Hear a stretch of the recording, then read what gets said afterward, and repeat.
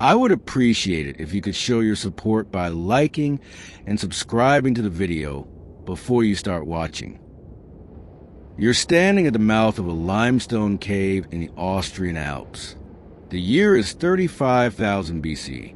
Snow crunches beneath your bare feet, wrapped in mammoth hide. Your breath forms clouds in the bitter air as you clutch a flint-tipped spear. Behind you, your clan of 12 Cro-Magnon hunters waits in silence. Ahead, the cave beckons with promises of shelter from the killing cold. But you're not alone. Deep within those shadows, something massive shifts. A low rumble echoes from the darkness. Not thunder, not wind, but the breathing of something that weighs 800 pounds and stands 10 feet tall on its hind legs. You found shelter, yes, but you've also found a domain of the cave bear, Ursus spelaeus, one of the most formidable predators ever to walk the earth. We think we know the story of early human survival. Fire, tools, cooperation. Simple, right? But the truth is far more complex and infinitely more terrifying. For tens of thousands of years, our ancestors didn't just encounter cave bears occasionally. They shared the same shelters, season after season, in an intricate dance of survival that would determine the fate of both species. This isn't a story about man versus nature. This is a story about coexistence with giants, and how that relationship shaped everything from our hunting strategies to our earliest religious beliefs. Because here's what the textbooks don't tell you. Cave bears weren't just another obstacle for early humans to overcome. They were partners, competitors, and gods rolled into one massive, terrifying package. The numbers alone should give you chills. Cave bears were 30% larger than modern grizzlies, with skulls measuring over 20 inches long. Their canine teeth reached 4 inches in length, and they didn't live in the wilderness. They lived exactly where humans needed to be, in the caves, in the shelter, in the only places that offer protection from Ice Age winters that could kill in hours. Imagine checking into a hotel and finding that the previous guest was a creature that could snap your spine with one swipe of its paw. Now imagine that you don't just have to share the space. You have to make it work. Because outside, the temperature is dropping to minus 40 degrees, and the alternative to coexistence is death. Archaeological evidence from across Europe tells a story that defies everything we thought we knew about prehistoric human behavior. At over 150 cave sites, researchers have found the same impossible pattern. Human artifacts and cave bear remains in alternating layers, evidence of shared occupation spanning thousands of years. Not conflict, not dominance, coexistence. The Drachenloch cave system in Switzerland provides the most complete record of this relationship. Layer after layer of human tools, fire hearths, and food preparation areas, all positioned with surgical precision to avoid disturbing hibernating giants that could have destroyed them without effort. This wasn't random cave sharing. This was calculated, sophisticated, and absolutely terrifying. Dr. Bjorn Curtin, the Finnish paleontologist who revolutionized our understanding of Ice Age mammals, spent decades studying this phenomenon. His conclusion changed archaeology forever. The pattern was unmistakable. Humans would occupy these caves during the bears' hibernation season, then evacuate before their awakening. It was a carefully choreographed dance of survival. But this dance wasn't just about finding shelter. Recent discoveries have revealed something far more profound and disturbing. Cave bears weren't just tolerated by early humans. They were worshipped. The earliest evidence of organized religion, the first examples of systematic art, the birth of human spirituality itself, all of it centered around creatures that could have killed our ancestors as easily as swatting flies. Picture the psychological reality of this existence. Every night, as you settled down to sleep in your cave shelter, you were surrounded by the breathing of giants. The walls around you weren't just protection from the cold. They were shared with predators whose dreams you couldn't fathom, whose awakening could mean instant death. Yet humans didn't just survive this arrangement. They thrived in it. For 30,000 years, longer than all of recorded human history, our ancestors built their entire civilization around the presence of these giants. They developed technologies, social structures, and spiritual practices that wouldn't exist without cave bears as their dark, breathing inspiration. Welcome to the most incredible survival story never told. Welcome to the world where humans and monsters learn to live as neighbors. Welcome to the beginning of everything we call human civilization. Born in darkness, surrounded by giants, sustained by a relationship so complex and terrifying that it would take modern science decades to understand what our ancestors accomplished. The story you're about to hear will change everything you thought you knew about human evolution, prehistoric survival, and the origins of religion itself. Because when the last cave bear died 23,000 years ago, it didn't just mark the end of a species. It marked the end of humanity's first golden age and the beginning of our long, desperate search for new gods to fill the silence they left behind. But this was only the beginning of the mystery. The first thing you need to understand about cave bears is that they weren't bears as we know them today. When paleontologist George Rosenmuller first described Ursus boleus in 1804, he was looking at bones that defied explanation. Femurs thicker than baseball bats. Skulls that could house a human head with room to spare. Claws that measured 6 inches from base to tip. But size was only the beginning of what made cave bears extraordinary. Unlike their brown bear cousins, cave bears had evolved specifically for underground living. Their eye sockets were enlarged for better night vision. Their sense of smell was so acute that they could detect human presence from over a mile away. Most remarkably, their hibernation cycles lasted up to 7 months, meaning that for more than half the year, these giants were effectively comatose in the very caves humans desperately needed for winter survival. Dr. Bjorn Curtin, the Finnish paleontologist who spent his life studying Ice Age mammals, discovered something that changed our understanding of this relationship forever. In 1976, while examining cave deposits in the Drachenloch cave system in Switzerland, he found human artifacts and cave bear remains in alternating layers, evidence of shared occupation spanning thousands of years. The pattern was unmistakable. Curtin wrote in his field notes, humans would occupy these caves during the bears' hibernation season, then evacuate before their awakening. It was a carefully choreographed dance of survival. Picture the scene. Late autumn, 30,000 years ago. A Cro-Magnon scout approaches a cave mouth, reading signs invisible to modern eyes. Bear tracks in the mud, but old ones pressed into earth that's been frozen for weeks. The smell of musk and fur, but stale, diluted by months of winter air. Fresh wood ash near the entrance, left by the previous human occupants as a warning and a welcome. The scout knows the bears are inside, deep in their winter sleep. He also knows that his people have maybe 2 weeks before the thaw begins, and those giants start stirring. 2 weeks to shelter, to process meat, to craft tools, to survive another Ice Age winter. Archaeological evidence from over 150 cave sites across Europe tells the same story. Layers of human habitation directly above bear dens.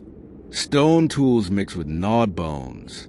Fire hearths built precisely where hibernating bears couldn't detect the smoke. Our ancestors weren't just randomly stumbling into bear caves. They were deliberately exploiting them as seasonal shelters. But here's where the story takes a darker turn. Not all encounters were peaceful coexistence. At the Rigourde cave in southern France, archaeologists uncovered evidence of something unprecedented. A cave where humans and bears died together, their bones intermingled in what appears to be the aftermath of a massive confrontation. The carbon dating was precise. 28,000 years ago, during one of the coldest periods in human history, something had gone wrong with the careful timing that usually kept the two species apart. The bone evidence tells a horrifying story. Human skeletons showing massive trauma consistent with bear attacks, crushed rib cages, shattered skulls, limbs torn from their sockets. But the bear remains show something equally disturbing. Systematic wounds from human weapons, evidence of coordinated assault using spears, clubs, and fire. This wasn't a random encounter between a startled bear and unlucky humans. The positioning of the remains, the distribution of weapons, the evidence of deliberate fire placement. Everything suggests a planned battle between two intelligent species fighting for control of the most valuable real estate in Ice Age Europe. Dr. Marie-Helene Monsell, who led the excavation team at Rigordu, made an observation that sent chills to the archaeological community. These humans didn't stumble into a bear cave by accident. They came prepared for war. The question is, what drove them to take such an incredible risk? The answer lies in the climate data from ice cores pulled from Greenland glaciers. 28,000 years ago marked the beginning of the last glacial maximum, the coldest, most brutal period of the entire Ice Age. Temperatures dropped by 15 degrees virtually overnight. Snow accumulation increased by 400%. The competition for cave shelter became literally a matter of life or death. But the Rigorda massacre was an exception, not the rule. At dozens of other sites dating to the same period, humans and cave bears continued their delicate coexistence even as the world around them turned into a frozen wasteland. The question that haunted researchers was simple. How did they make it work? The answer would prove to be more sophisticated than anyone imagined. These weren't primitive hunter-gatherers randomly sharing space with dangerous predators. They were engineers, ecologists, and, as we would discover, the world's first religious architects, building their entire spiritual universe around creatures that could have destroyed them with a single swipe of their massive paws. The evidence was hiding in plain sight, waiting for modern science to develop the tools necessary to read the story written in stone, bone, and ancient DNA. When that story finally emerged, it would reveal a relationship between humans and animals unlike anything in the modern world. But this was only the beginning of the mystery. Spring came early that year, 28,000 years ago. The evidence is written in ice cores pulled from Greenland glaciers, a sudden spike in temperature that caught both species off guard. In caves across Europe, cave bears were stirring from hibernation weeks ahead of schedule, emerging from their winter torpor to find their homes occupied by creatures they had never expected to encounter awake. The moment of first contact between a conscious human and an awakening cave bear was unlike anything in the modern world. Imagine the terror of realizing that the massive shape you thought was a boulder at the back of your shelter was actually a living creature, one that outweighed you by 600 pounds and possessed the strength to crush a caribou skull between its jaws. But here's what makes this encounter truly remarkable. Instead of immediate violence, what happened next suggests a level of intelligence on both sides that scientists are only now beginning to understand. At the Petrolona cave in northern Greece, researchers discovered something that revolutionized our understanding of human-bear interactions. Embedded in a stalagmite formation, they found a human spear point, not thrown in panic, but deliberately placed as a boundary marker. 3 feet away, massive claw marks scored the cave wall in a pattern that bear behavior specialists recognize as territorial marking. Dr. Maria Patu-Mathis, who led the excavation, described the finding in terms that sent shockwaves through the archaeological community. These weren't random scratches. The spacing, the depth, the repetition, this was communication. The bear was responding to the human marker with its own territorial claim. What emerged from cave across the continent was evidence of the world's first interspecies negotiation. Humans would mark safe zones with ochre paint, stone arrangements, and wooden stakes. Bears would respond with claw marks, scent marking, and what can only be described as deliberate positioning of bones and debris. The Vindija cave in Croatia offers a most complete example of this prehistoric diplomacy. Layer by layer, archaeologists uncovered evidence of a complex territorial agreement that lasted over 3,000 years.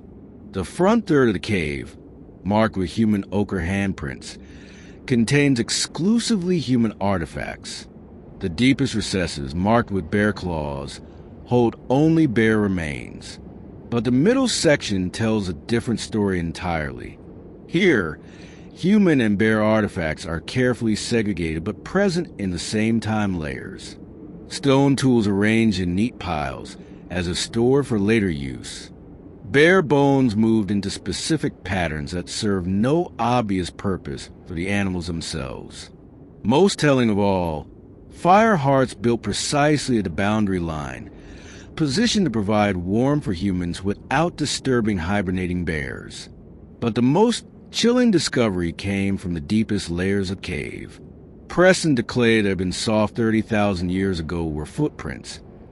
Human feet walking alongside massive bear paws, both moving in the same direction, both pressed into the earth at the same time. They weren't running. They weren't fighting. They were walking together. The implications hit the scientific community like a thunderbolt. For decades, we had assumed that early human success came from their ability to dominate and eliminate competitors. But the cave bear evidence suggested something far more sophisticated and far more dangerous.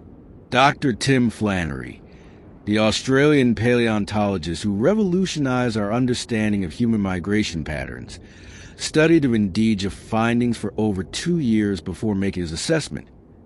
We're looking at evidence of active cooperation between humans and megafauna. Not domestication, not dominance, partnership. These people had learned to communicate with creatures that could have destroyed them instantly. But communication was only part of the story. Chemical analysis of cave deposits revealed something even more extraordinary. Evidence of shared food resources. Cave bears, despite their massive size, were primarily vegetarian, consuming enormous quantities of roots, berries, and plant matter during their active months. Humans, as opportunistic omnivores, were constantly seeking protein sources. The genius of the arrangement becomes clear when you understand the seasonal cycles. During spring and summer, when plant food was abundant, cave bears would forage outside, while humans used the caves for food storage and tool production. During autumn, as bears prepared for hibernation, humans would process and smoke meat from their hunting expeditions, creating concentrated protein sources that could sustain them through the winter months when the bears were dormant. It was a perfect symbiotic relationship. Bears provided security and climate-controlled shelter, while humans provided fire maintenance that prevented cave formations from freezing and cracking during severe winters. Each species contributed what the other needed most, creating a partnership that was more sophisticated than many modern conservation programs. But this delicate balance required constant vigilance and precise timing. One mistake: a human group that overstayed their welcome, a bear that woke early due to unusual weather, could trigger catastrophic violence. The evidence suggests that when these agreements broke down, the results were devastating for both species. The massacre at Rigurdu was an anomaly. It was what happened when 30,000 years of careful coexistence collapsed in a single, terrifying moment. And as climate pressures intensified during the last glacial maximum, these breakdowns are becoming increasingly common. The question that haunted researchers was whether this remarkable relationship could survive the changing world that was rapidly making survival impossible for giants and humans alike. But the most disturbing discovery was yet to come.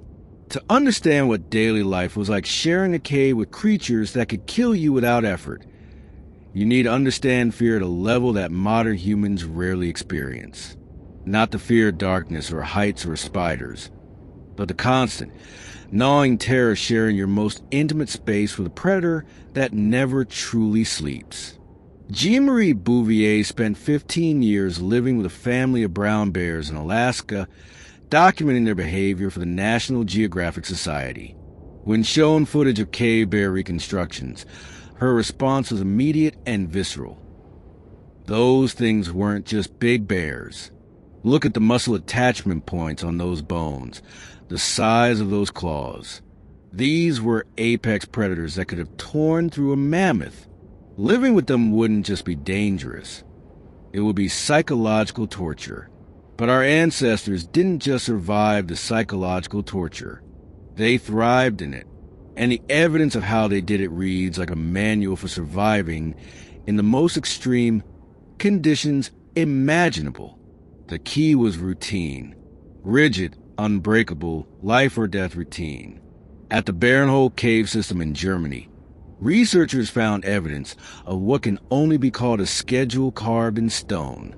Literal stone, ochre marks on cave walls that track lunar cycles, seasonal changes, and what archaeoastronomers now recognize as bear hibernation timing with accuracy that wouldn't be matched again until the invention of modern calendars. The morning routine began before dawn, while bears were still in their deepest sleep. Typically the 2 hours before sunrise, humans would quietly tend their fires, prepare food, and conduct essential maintenance. The archaeological record shows tool-making debris from this period. Flint knapping that required absolute silence, performed by people who had learned to craft weapons without making a sound. Midday brought the most dangerous hours. This was when bears were most likely to stir, especially during the lighter phases of hibernation in early and late winter. Human activity during these hours was minimal. Evidence suggests that entire families will remain motionless for 6 to 8 hours, communicating only through hand signals and touch. But it was the evening routine that reveals the true sophistication of this coexistence. As darkness fell and bears entered their deepest sleep phase, the caves came alive with human activity. This was when the real work happened.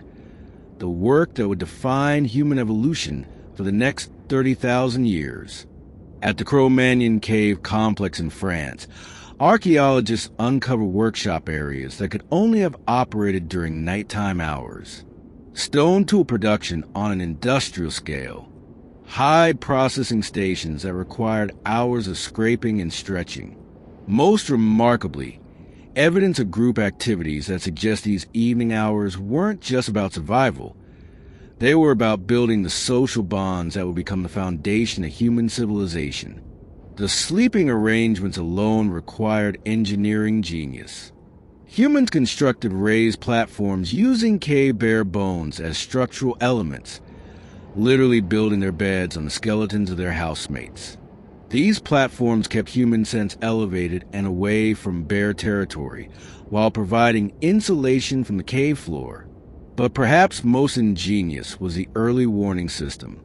Throughout these shared caves, researchers find patterns of deliberately placed stones that would create noise if disturbed. These weren't random rock piles. They were sophisticated alarm systems designed to give humans precious seconds of warning if a bear began to move unexpectedly. Dr. Tim Flannery, who spent a decade studying human adaptation to extreme environments, observed something that puts this all in perspective. What we're seeing in these caves isn't just survival. It's the birth of technology, social cooperation, and risk management on a level that wouldn't be seen again until the space program. These people were literally learning to live with forces that could destroy them in seconds. Yet the psychological toll was immense. Evidence from human remains in these caves shows stress indicators that match modern cases of severe PTSD. Worn teeth from constant grinding. Bone density changes consistent with chronic anxiety. Most telling of all, average human lifespan in cave bear regions was 8 years shorter than in areas where humans had exclusive cave access. They were paying a price for this coexistence that went far beyond simple physical danger, but they kept doing it, generation after generation, for thousands of years. The question that haunted researchers was simple. Why? Why accept this level of stress and danger when other caves were available? The answer would prove to be more disturbing than anyone imagined, because sharing caves with cave bears wasn't just about finding shelter from Ice Age winters. It was about something far more fundamental to human nature, something that would become the cornerstone of civilization itself. The evidence was written in ochre and charcoal on cave walls across Europe, telling a story that would revolutionize our understanding of human spirituality. These people weren't just coexisting with cave bears out of necessity. They were worshiping them. And when the gods started dying, the psychological devastation would nearly destroy human civilization forever. But that revelation was still hidden in the deepest, most sacred chambers of the cave systems. The first clue that something deeper was happening came from an unexpected source: the cave paintings themselves. For over a century, researchers had focused on the famous images, the horses, bison, and mammoth that decorated cave walls across Europe. But in 1998, a systematic analysis of over 300 painted caves revealed a pattern that had been hiding in plain sight. Cave bears appeared in 93% of decorated caves. Not as prey animals, like the mammoth and bison. Not as threats, like the cave lions. Cave bears were painted as something else entirely. Something that fundamentally changed how we understand Ice Age spirituality. They were painted as gods. Dr. David Lewis Williams, the South African archaeologist who revolutionized our understanding of prehistoric art, was the first to recognize what these images actually represented. Look at the positioning. He explained during his groundbreaking lecture at Cambridge in 2001. Cave bears aren't shown as animals that humans hunted or feared. They're shown as intermediaries between the world of the living and the world of the dead. The evidence was overwhelming once you knew what to look for. Cave bear images were consistently placed at transition points, where the cave narrowed, where natural passages led deeper underground, where the acoustics changed dramatically. They weren't decorations. They were markers indicating passage into sacred space. But the most remarkable discovery came from the Chauvet Cave in southern France. Hidden behind formations that had sealed it for 30,000 years, researchers found not just cave bear paintings, but something unprecedented. Human and cave bear images painted together, showing what could only be interpreted as cooperation between species. The central panel shows a massive cave bear standing upright, its front paws positioned as if placing something on a stone altar. Beside it, a human figure mirrors a pose, arms raised in what anthropologists recognize as a ritual gesture. Between them, painted in ochre mixed with ground bone, are symbols that match no known prehistoric art form. Carbon dating placed these images at 32,000 years old, making them among the oldest examples of complex religious thought in human history. But their meaning remained a mystery until researchers began examining the acoustic properties of the caves themselves. When acoustic engineer Stephen Waller tested the painted chambers using techniques developed for modern concert halls, he discovered something extraordinary. The locations where cave bear images appear consistently corresponded to points where cave acoustics create what he called acoustic shadows, areas where sounds made by hibernating bears will be naturally amplified and transformed. A sleeping cave bear's breathing becomes a low, rhythmic drone in these spaces, Waller explained. Their occasional movements create sounds that seem to come from the rock itself. To people who didn't understand acoustics, these caves would seem alive, inhabited by spirits that breathed and shifted in the darkness. The pieces of the puzzle were falling into place. Humans weren't just tolerating the presence of cave bears. They were seeking them out specifically because of their presence. The bears had become the centerpiece of humanity's first organized religion.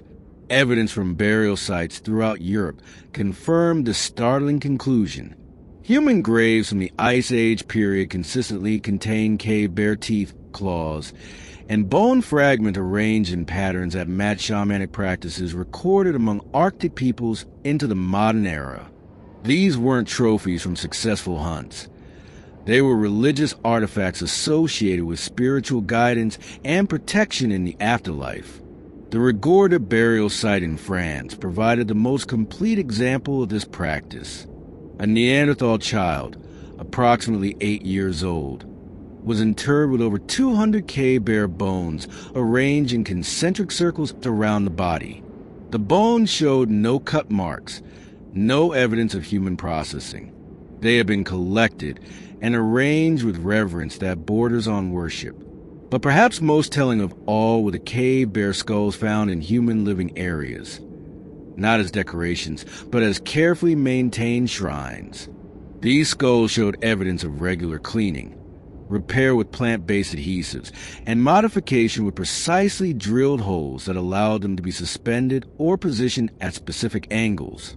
Dr. Andreas Postors, who led the excavation team that uncovered the largest cache of these modified skulls, made an observation that sent chills to the archaeological community. The level of care shown to these remains exceeds what we see in most modern religious practices. These weren't just symbols. They were active objects of worship, maintained and venerated across multiple generations. The implications were staggering. Humans hadn't just learned to coexist with cave bears. They had built their entire spiritual worldview around them. The bears had become the bridge between life and death, the guardians of the underworld, the breathing gods of the deep places. For 30,000 years, the sound of cave bear breathing had provided the soundtrack to human spiritual life. The rhythm of their hibernation cycles had become the calendar around which human societies organized their most sacred activities. The caves they inhabited had become humanity's first temples, complete with acoustic effects that seemed to prove the divine nature of their giant inhabitants. But gods, as history teaches us, are not immortal. And what happened when the gods began to die would shake the foundations of human civilization to its core. The crisis was already beginning, written in the bones of bears that were growing smaller, weaker, and fewer with each passing generation. The end began quietly, as apocalypses often do. Around 25,000 years ago, the ice sheets that had dominated Europe for millennia began their final advance. Temperatures dropped by another 10 degrees. Snowfall increased by 300%. And slowly, inexorably, the cave bears began to disappear. At first, humans didn't understand what was happening. The great bears had survived previous cold snaps, previous climate shifts. They were eternal, unchanging, as permanent as the cave themselves. But this time was different. This time, the giants were dying. The evidence from cave sites during this period reads like a chronicle of desperation. At the Veternica cave in Croatia, archaeologists found layer after layer of human offerings, stone tools, carved figurines, precious amber beads, all arranged around cave bear remains in increasingly frantic displays of devotion. Dr. Marjorie Sachs, who spent a decade studying late Pleistocene spiritual practices, described what she found in terms that still give her colleagues chills. These weren't burial gifts. These were bribes, desperate attempts to keep the gods from abandoning them.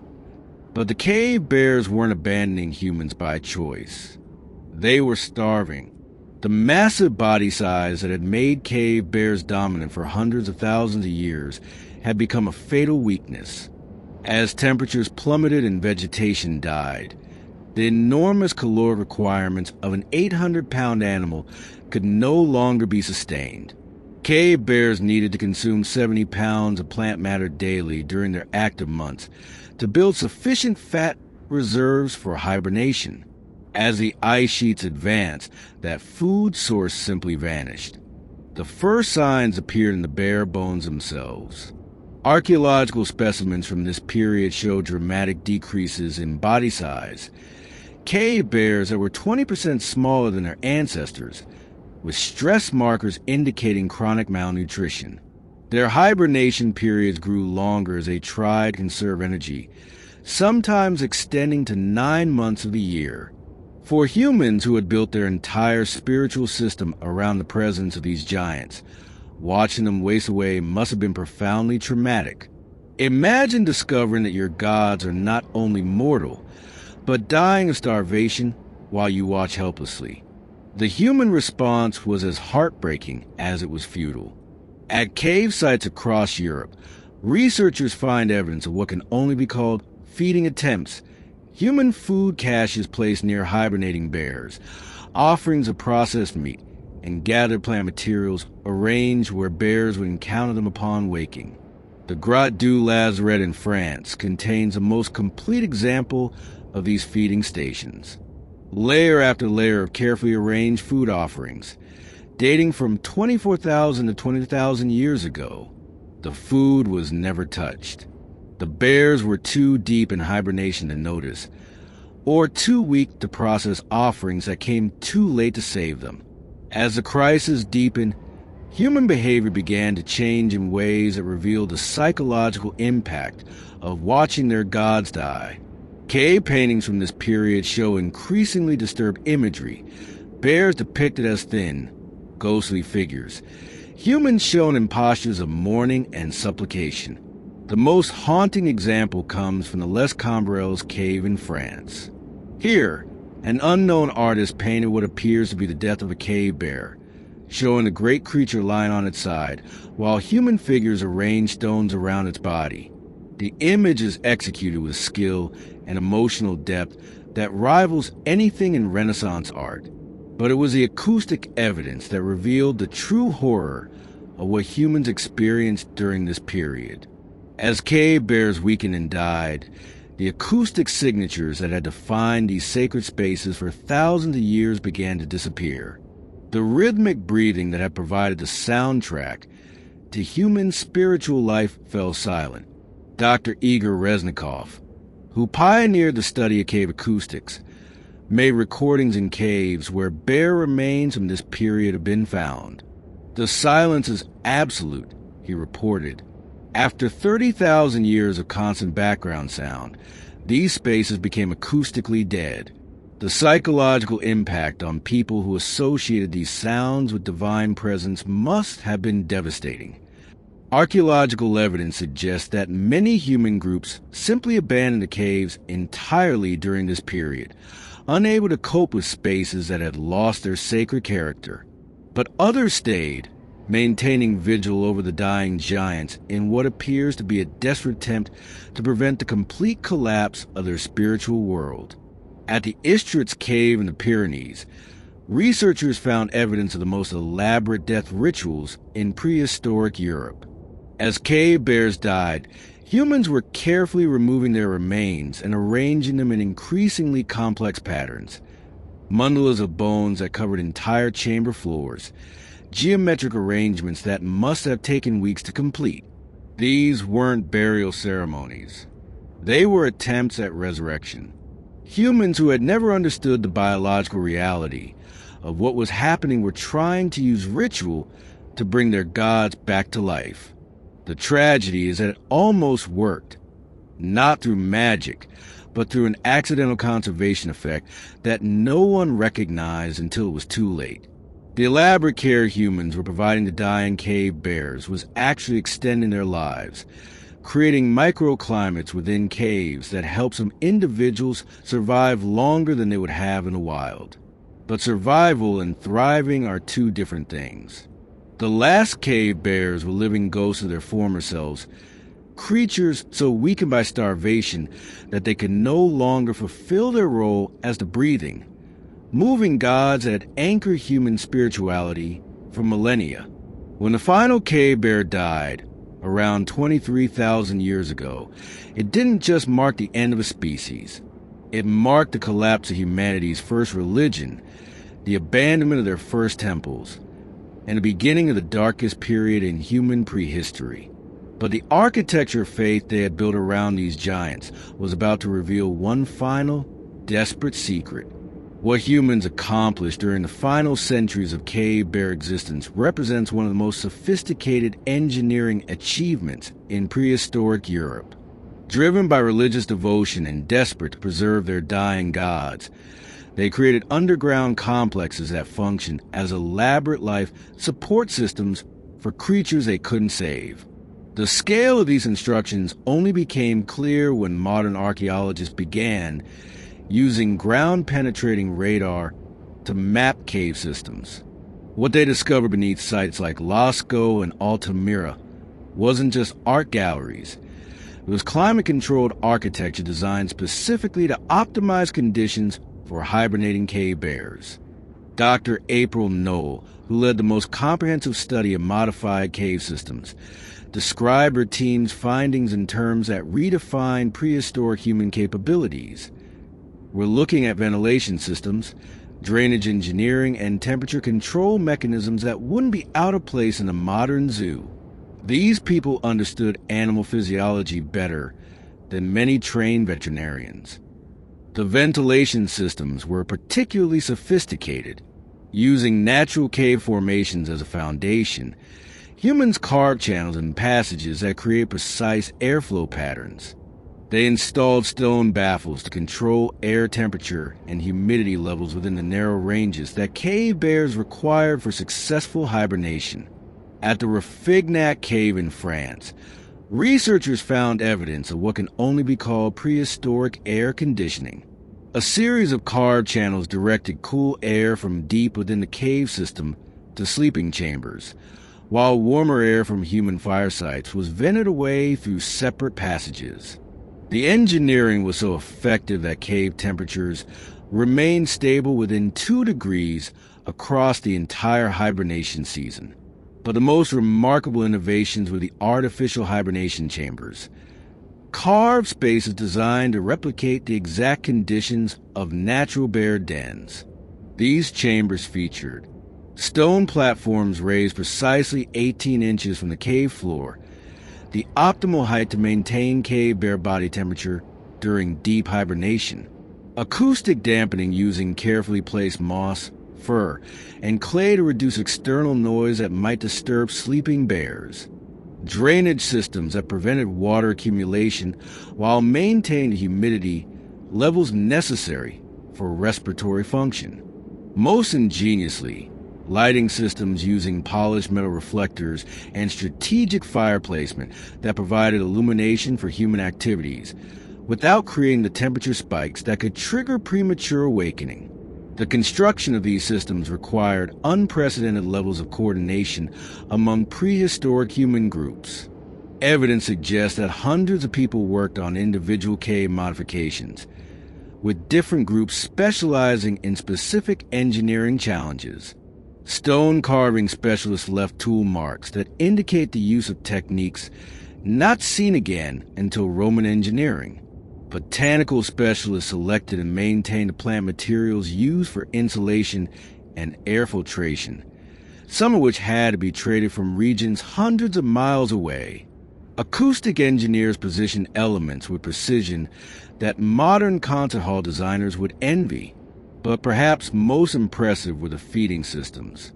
As cave bears grew weaker, humans developed increasingly sophisticated methods for providing supplemental nutrition without disturbing hibernation cycles. The Père-non-Père cave system in southwestern France contains the most complete example of these feeding mechanisms. Researchers found evidence of protein-paste delivery systems, hollow bone tubes that could deliver concentrated nutrition directly to sleeping bears, hydration mechanisms using carved stone channels that provided constant access to fresh water, waste management systems that removed hibernation byproducts without disturbing the animals. Most remarkably, monitoring stations, carefully positioned observation points that allowed humans to track bear health without physical contact. These weren't primitive survival shelters. These were medical facilities designed to keep a dying species alive through what humans somehow recognized was a crisis of unprecedented proportions. The psychological pressure driving this construction boom is evident in the human remains from this period. Skeletal analysis shows injury patterns consistent with exhaustive physical labor, compressed vertebrae, enlarged muscle attachment points, stress fractures from repetitive heavy lifting. These people were literally working themselves to death to save their gods. But even more telling are the tool marks themselves. As the work progressed and cave bears continued to decline, the carving became increasingly frantic. Rough surfaces where earlier work had been precise. Tool marks that overlap and interfere with each other, suggesting multiple groups working simultaneously without coordination. Dr. Thomas Terberger, who analyzed tool evidence from over 50 modified caves, observed something that haunts researchers to this day. In the final layers, you can see where they just gave up. Beautiful, precise engineering suddenly stops mid-project. Tools left where they fell. It's like watching the moment when people realize that all their work, all their faith, all their effort, none of it was going to be enough. The last cave bear modification projects were never completed. Half-carved chambers, partially installed ventilation systems, feeding mechanisms that end abruptly in mid-construction. They represent the moment when humans finally understood that their gods were truly mortal. But by then, the damage to human civilization was already catastrophic. The enormous resources that had been poured into these desperate construction projects had drained human communities of the energy they needed for basic survival. The psychological trauma of watching their efforts fail had shattered the social bonds that held Ice Age societies together.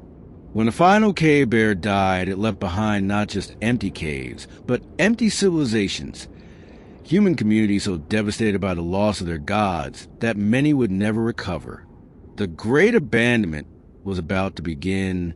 The final collapse happened faster than anyone expected. Archaeological evidence suggests that the last viable cave bear populations disappeared from most of Europe within a span of less than 500 years. A geological incident that left human communities reeling from spiritual devastation. At cave sites across the continent, the pattern was identical and heartbreaking. Layer after layer of increasingly desperate human activity suddenly stops, leaving behind empty spaces that will remain untouched for millennia. These weren't gradual abandonments. They were mass evacuations by people who could no longer bear to inhabit spaces that had lost their sacred meaning. The Chalvit Cave provides the most dramatic example of this abandonment. After 30,000 years of continuous human presence, all activity ceased abruptly around 23,000 years ago. The final layer contains what appears to be the last ceremony. Human handprints placed over every cave bear painting in the complex as it tried to maintain contact with images of the departed gods. Dr. Jean Klotz, who led the Chalvit research team, described finding these handprints in terms that still move him to tears. You can see the desperation in the paint strokes. These weren't decorative handprints. They were farewells. People saying goodbye to a world they knew was ending. But the abandonment of the caves was only the beginning of a cultural collapse that would reshape European civilization for the next 10,000 years. Without the spiritual anchor provided by cave bear worship, human societies that had remained stable for millennia began to fragment and scatter. Population genetics data reveals the extent of this disruption. Analysis of mitochondrial DNA from human remains shows a massive population bottleneck beginning around 23,000 years ago, a crash that reduced European human populations by an estimated 60% over just 2,000 years. This wasn't a gradual decline due to climate pressure. This was social collapse on a scale not seen again until the fall of the Roman Empire. Entire cultural groups simply vanished from the archaeological record, leaving behind only scattered tool caches and empty settlements. The psychological trauma driving this collapse becomes clear when you examine the art and artifacts from this period. The sophisticated cave paintings that had flourished during the era of cave-bear coexistence were replaced by crude, repetitive symbols. Complex tool-making traditions that had been passed down for thousands of years were abandoned in favor of simpler, less effective technologies. Most telling of all, humans stopped going underground. For over 30,000 years, caves have been the center of human spiritual and social life. Now they became places of terror and abandonment.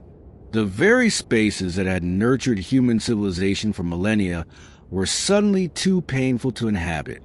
Dr. Randall White, who spent his career studying this transition period, made an observation that captures the magnitude of what was lost. Imagine if every church, mosque, and temple on earth suddenly became uninhabitable. That's the scale of spiritual disruption we're looking at. These people didn't just lose their gods, they lost the entire framework that gave meaning to existence. The scattered human groups that survived this collapse developed new survival strategies that were markedly different from their cave-dwelling ancestors. They became nomadic, following herds across vast distances rather than maintaining fixed settlements. They developed portable art forms, carved figurines, and decorated tools that could be carried during constant migration. But perhaps most significantly, they began to actively avoid large predators rather than seeking coexistence with them. The fearless humans who had shared caves with 800-pound bears were replaced by groups that went to extraordinary lengths to avoid any contact with dangerous animals. This behavioral shift would have profound implications for European ecosystem development. Without human management and coexistence, large predator populations began to collapse even faster than climate change alone would have caused. Cave lions, giant hyenas, and the remaining megafauna found themselves without the complex ecological relationships that had sustained them for millennia. The evidence suggests that humans hadn't just been passive occupants of Ice Age Europe. They had been active ecosystem engineers, maintaining delicate balances between predator and prey species. When that management system collapsed along with cave bear populations, it triggered cascading extinctions throughout the food web. By 20,000 years ago, the European landscape had been transformed beyond recognition. The rich, diverse megafauna communities that had defined Ice Age ecosystems were gone. The sophisticated human cultures that had created the world's first monumental art were scattered to the winds.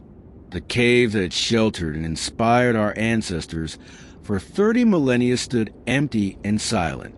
But in the darkness of those abandoned caves, something unexpected was beginning to happen. The empty spaces were being filled by new sounds, new movements, new life forms that would eventually give birth to a completely different world.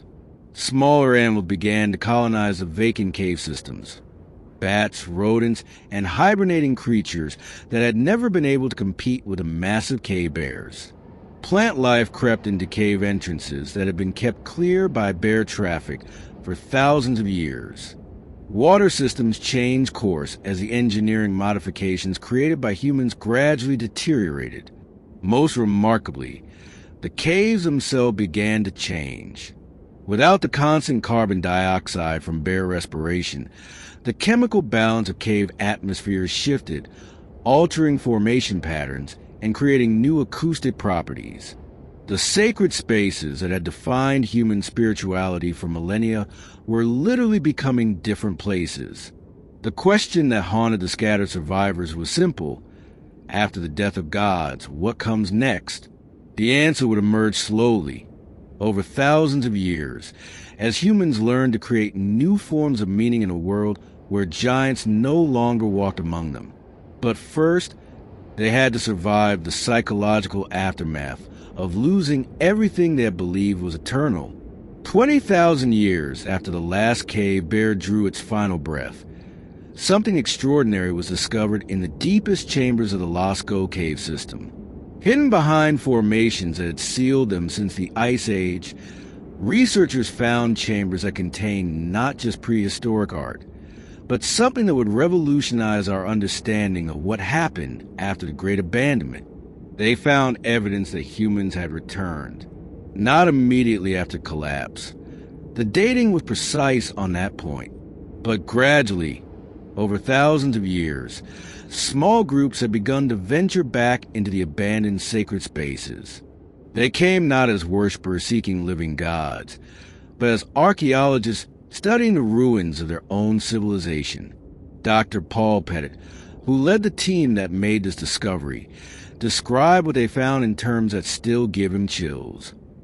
These weren't random cave explorers. The artifacts show clear evidence of systematic study, measurements, careful copying of ancient artwork, attempt to understand and preserve what their ancestors had created. They were trying to reconstruct a lost world. The evidence was overwhelming once researchers knew what to look for. Stone rulers carved with precise measurements found beside ancient paintings. Charcoal copies of cave bear images drawn on portable stone tablets. Most remarkably, written symbols, not quite writing as we understand it, but systematic notation that recorded dimensions, colors, and positioning of prehistoric artwork. These post-abandonment visitors had developed technologies their Ice Age ancestors never possessed. They had domesticated animals, dogs that could accompany them safely into cave systems. They had improved lighting systems using rendered fat and woven wicks that provided steady illumination for extended periods. Most importantly, they had developed what can only be called scientific methodology. At site after site, the pattern was consistent. These later humans weren't just viewing ancient art.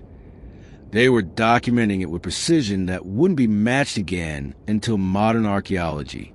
They measured cave bear skulls and recorded the dimensions.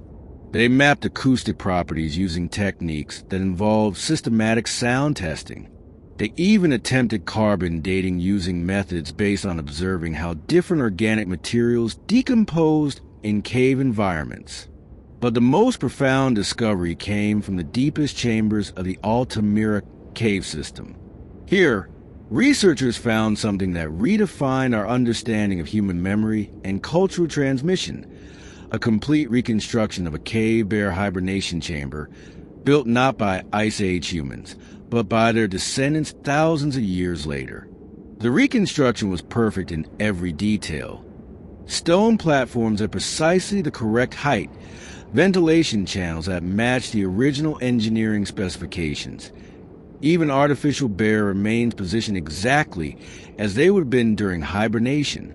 The builders had clearly studied the original chambers with obsessive attention to detail.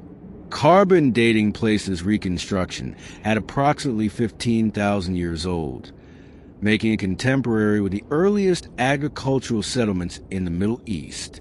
While humans elsewhere were learning to plant crops and domesticate sheep, some groups in Europe were dedicating enormous resources to recreating the living conditions of extinct animals they had never seen.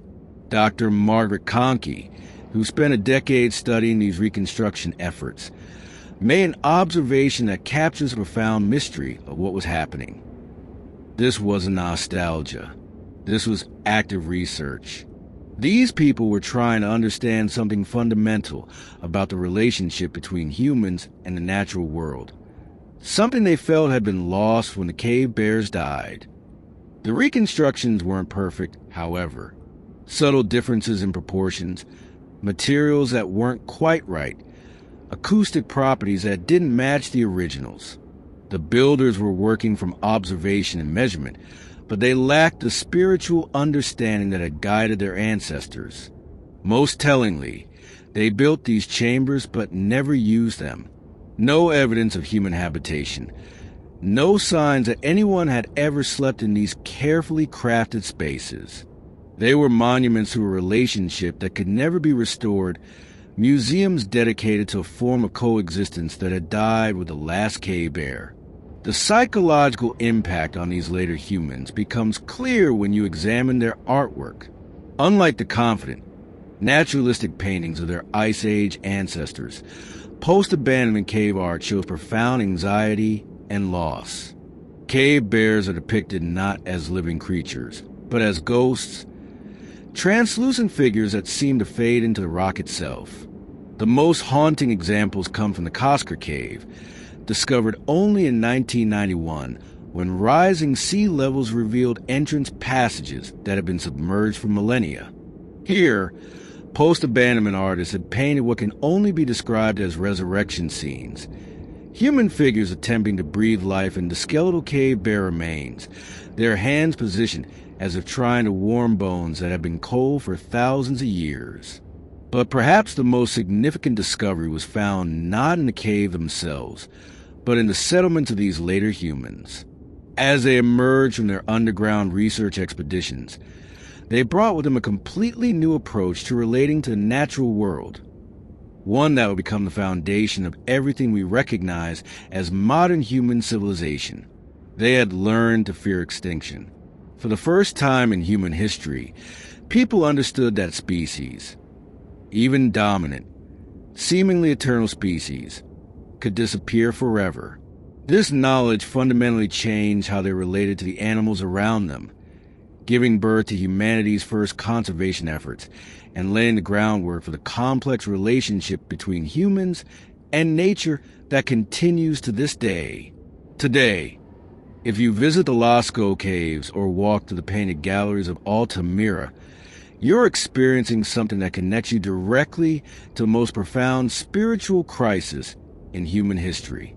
Those images of cave bears that cover the walls aren't just prehistoric art.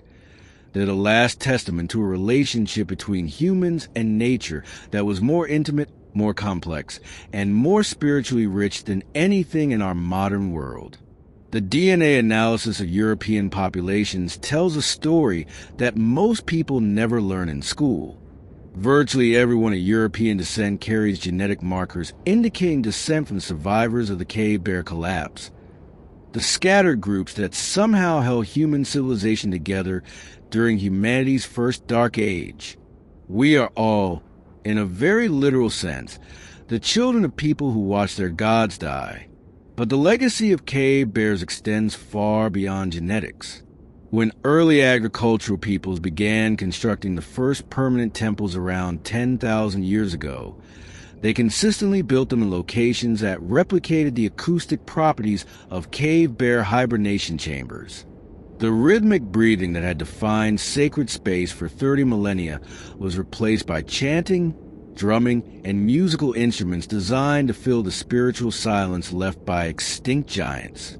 Modern religious architecture still carries echoes of those original cave churches. The soaring spaces of Gothic cathedrals, the acoustic design of mosque prayer halls, even the meditation chambers of Buddhist temples, all trace their spiritual DNA back to caves where humans first learned to share sacred space with creatures they couldn't control or fully understand. Climate scientists studying current extinction rates often point to the cave bear collapse as a parallel to what we're experiencing today. Species disappearing at rates not seen since the end of the Ice Age. Ecosystems collapsing faster than human societies can adapt. The same patterns that our ancestors witnessed 25,000 years ago, playing out on a global scale. The difference is at this time, we have the benefit of their experience. We know that species can disappear forever. We know that ecosystems can collapse without warning. We know that the creatures we take for granted are not immortal. This wasn't just about humans and bears. It was about learning to live with forces beyond our control. And even today, in a world where we imagine ourselves masters of nature, that lesson still echoes in the deepest chambers of human memory.